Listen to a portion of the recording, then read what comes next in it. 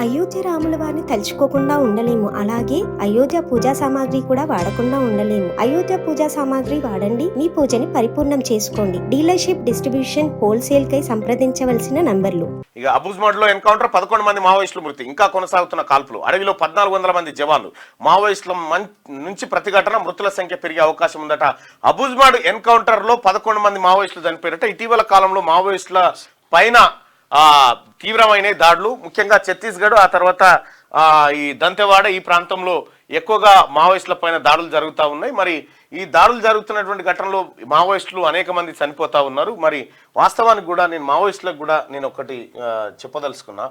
Maoist సోదరులారా, ఇప్పటికే అనేక సార్లు నిరూపితమైంది, మీరు ప్రజాక్షేత్రంలోకి వచ్చి కొట్లాడండి. ఇక్కడ ఎన్నికలు ఉన్నాయి, ఇక్కడ ఏది ఓట్ల ద్వారా మీరు అనుకున్నటువంటి కార్యక్రమాన్ని నిర్వహించేటువంటి అవకాశం ఉంది. కాబట్టి మీరు ఆ అడవిని వదిలిపెట్టి ప్రజాక్షేత్రంలోకి రండి, ప్రజాస్వామ్య ఎన్నికల్లో పాల్గొనండి. తద్వారా మీరు అనుకున్న లక్ష్యాన్ని చేరుకోవచ్చు.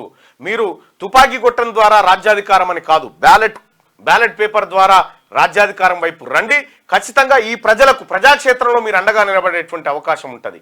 కొన్ని ఫాసిస్ట్ శక్తులు ఈ ప్రజాక్షేత్రంలోకి వస్తున్నప్పుడు మీరు బయట ఉంటే లాభం ఉండదు. కాబట్టి దయచేసి మీరంతా మావోయిస్టులకు నేను చెప్పేటువంటి రిక్వెస్ట్ ఒకటే, మీరు రండి, ప్రజాక్షేత్రంలోకి రండి, ప్రజలతో మమేకంగా రండి.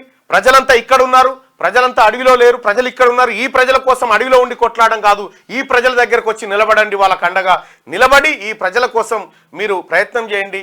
ఎన్నికల విధానంలోకి రండి. ఖచ్చితంగా మీరు అనుకున్న లక్ష్యాలను అతి త్వరలో నెరవేర్చుకుంటారు. లేదంటే అక్కడే ఉంటే అనవసరంగా ఈ దాడులు, ప్రాణాల ద్వారా ప్రాణ నష్టాలు జరుగుతూ ఉంటాయి. దాని ద్వారా మీ లక్ష్యాలు కూడా నెరవేరేటువంటి పరిస్థితి చాలా తక్కువగా ఉంటుంది.